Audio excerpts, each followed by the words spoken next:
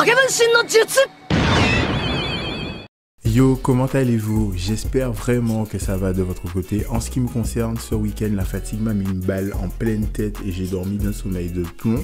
Mais ça m'a pas empêché de regarder les 2 derniers épisodes de Dr. Stone et on va en parler maintenant.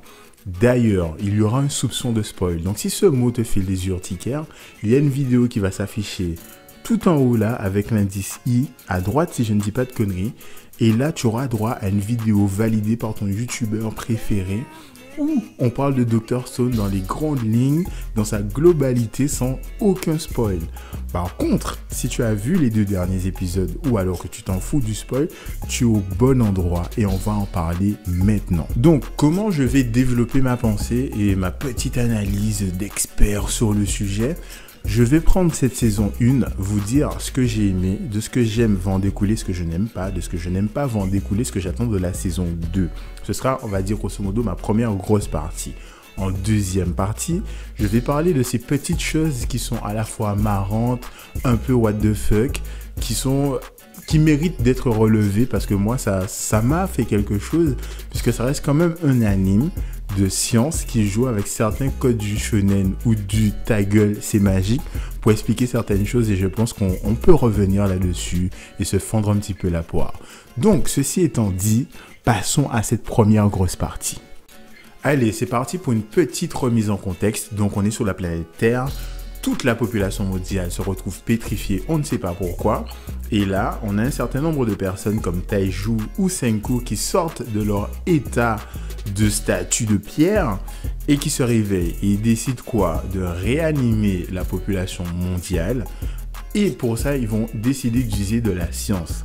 À côté de ça, ils vont devoir réveiller un certain Tsukasa pour ramener une dynamique un peu plus musculaire à leur petit groupe. Sauf que lui, il a une vision assez différente de leur projet. Lui, il souhaiterait réveiller que les enfants et laisser les vieux capitalistes mourir. C'est littéralement ça. Donc, on a 2 visions différentes. Ils vont se séparer. Bref, ce que j'aime dans Dr. Stone, si on s'arrête sur Senku et Taiju, ils décident en fait de remettre la science au centre de l'humanité. Et donc, ils vont devoir partir de zéro pour construire un certain nombre de choses. Et cette partie de l'anime fonctionne très bien. Parce qu'on a un côté, en fait, MacGyver ou Do It Yourself, ou C'est pas sorcier. On va dire ces 3-là mélangés. C'est visuellement très compréhensible, c'est très bien expliqué, c'est dynamique, avec une pointe d'humour parfois. Et c'est excellent, ça marche très bien. Et on arrive très rapidement à la partie qui me gêne et que j'aime beaucoup moins. C'est que une fois qu'on part de zéro, au bout d'un moment, ce n'est plus possible. Finalement, on part d'un système qu'on a créé, puis qu'on va améliorer. Donc, on est clairement dans le iPhone 8 et le iPhone 8 Plus. Il n'y a guère de différence, si ce n'est le prix au final ou le temps de fabrication qui est moindre puisqu'on a un modèle de départ. Et il s'avère que vers la fin de l'anime, ils se sont un petit peu enlisés dans ce précepte en fait, en améliorant systématiquement ce qu'ils avaient déjà créé. Et c'est extrêmement dommage. Et je pense que pour la saison 2, ils devraient en fait mettre en évidence par une guerre ou une confrontation directe entre le royaume des sciences représenté par Senku et le royaume de l'âge de pierre ou des hommes de Cro-Magnon représentés par Tsukasa, à travers des confrontations de stratégie militaire, de voir comment la science peut se débrouiller face à la pure force dure, brute, comme on la connaît, la virilité que ne peut supporter les féministes, et voir comment tout ça va se démêler et comment ces 2 visions vont se confronter et quelle sera la conclusion finale. Et c'est ce que j'attends réellement de la saison 2 qui, selon moi, aurait dû arriver bien plus tôt dans la saison 1. Parce qu'à bout d'un moment, je peux comprendre qu'on puisse s'ennuyer dans Dr. Stone parce qu'en réalité, il n'y a plus d'innovation et juste de l'évolution. Et c'est ce qui est un peu dommage. Bon, déjà, je considère que si tu es resté là, c'est que tu n'as rien à faire du spoil ou alors tu as déjà vu la saison 1. Parce que là, je vais te présenter 2 cas où on va parler du ta gueule, c'est magique et d'une utilisation du code du shonen que j'ai trouvé fort sympathique. Donc, reste si tu as déjà vu ou tu n'en as rien à faire, mais ne viens pas me dire après que je t'ai spoil parce que je t'ai averti et j'ai envie de te dire, on nous j'appelle trop de temps là. Donc, on va commencer par l'utilisation du shonen dans cet anime orienté science. Tu sais, on a toujours ce personnage qui est un peu ambigu dans le scénario, à savoir, on ne sait pas s'il est du côté des méchants ou du côté des gentils, si on pense de façon manichéenne. Tu vois ce que je veux dire ou pas? Et ce personnage ici, ce sera Gen. Et en plus, il est mentaliste, donc ça veut dire que fondamentalement, on ne peut pas décoder ses intentions, ni en tant que spectateur, ni en tant qu'acteur, si tu te trouves dans l'anime. Tu vois ce que je veux dire ou pas? Et à un moment donné, Senku va devoir quitter le village pour effectuer une expédition. Pour cela, il va choisir deux personnes, dont Chrome et Magma. Magma étant celui en fait qui veut tuer Senku pour devenir le chef du village. Et au moment où Magma aura été choisi, Gen va venir et va check Magma en lui disant « Yo, il se barre du village, je crois qu'il est temps de mettre en place le plan. » Bon, tu connais le côté ambigu de Gen. Tu sais que Magma veut tuer Senku, tu te dis « Ah merde !» Il y a un coup foireux qui se prépare. On pensait tous à ce moment-là que Gen était du côté du pays de la science, mais là, le doute s'installe. En tout cas, il s'est installé sur moi. J'ai rien compris. Le gars m'a mis en PLS, il m'a foutu un coup de matraque. J'ai pas compris. Donc, on regarde le truc. Je me dis, merde, le scénario avance. Ça a l'air de plutôt bien se passer, mais qu'est-ce qui va arriver à Senku? Qu'est-ce que Gen va faire? Qu'est-ce que Magma va faire? Et on apprend en fait que les deux mecs organisaient juste, ou du moins c'était arrangé, pour organiser une fête d'anniversaire pour Senku. Et là, je me suis dit, ah, les bâtards. Ils ont quand même réussi à faire ce petit truc marcher sur moi. Ça n'a rien, en fait, vulgairement parlant, ça n'a rien d'extraordinaire.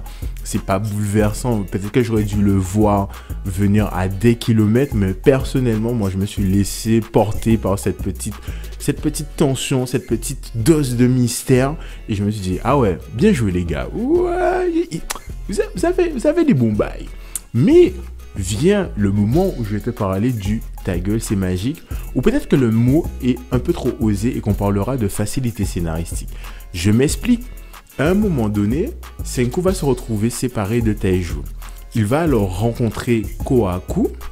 Et là, en fait, Kohaku va clairement lui montrer des intentions, on va dire, amoureuses et un peu d'SVT, tu vois ce que je veux dire?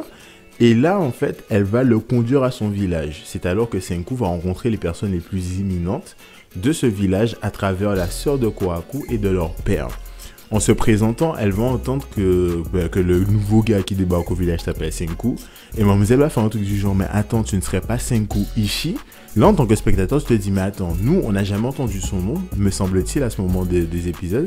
Mais comment elle, ne l'ayant jamais vu, semble connaître son prénom ou son nom de famille, ou du moins une partie de son nom de famille.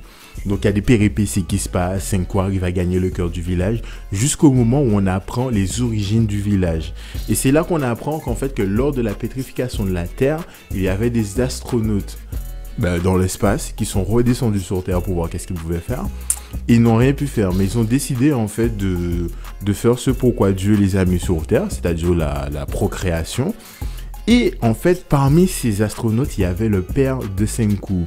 Et en fait, c'est ce que je veux te dire en fait, c'est que fondamentalement là, les villageois sont les descendants des gens qui étaient dans la navette. Donc potentiellement les descendants du père de Senku. Or, Kohaku semble intéressé par ce qui semble être son je sais pas trop quoi, en tout cas quelqu'un qui fait partie de son arbre généalogique. Et tu sais comment les scénaristes ont résolu ça? Ils ont simplement dit que Senku a été adopté par son père. Tout simplement. Et je me suis dit, à ce moment-là, il va falloir qu'ils trouvent un truc. Mais est-ce qu'ils vont passer par l'adoption? Est-ce qu'ils vont oser? Parce que, en même temps, j'ai peut-être pas de meilleure solution que celle-ci, mais je me suis dit, non, c'est un peu trop facile, c'est un peu trop tiré par les cheveux quand même. Et les gars ont osé faire ça. Je me suis mis à rigoler parce que je me suis dit, non, c'est trop facile parce que là, soit il y avait la possibilité que, bon, mademoiselle se rend compte qu'elle va potentiellement coucher avec son arrière grand frère. Et là, elles vont se dire, bon, on rétrograde, on peut rester potes, tu vois. Ou ils vont, bon, déjà, je veux pas sectariser les gens, mais ils auraient pu pousser le délire un peu plus loin. Parce qu'on l'a déjà vu dans Game of Thrones, ça n'a, je suppose, choqué pas grand monde. Ou alors, il y avait l'adoption.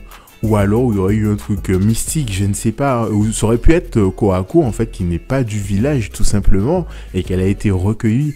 Mais voilà, ça Ça m'a un petit peu choqué. D'ailleurs, si vous avez des propositions qui auraient pu être mieux ou moins bien ou plus bien, je ne sais pas. Mais vraiment, ce sont ces deux scènes-là qui m'ont marqué en particulier.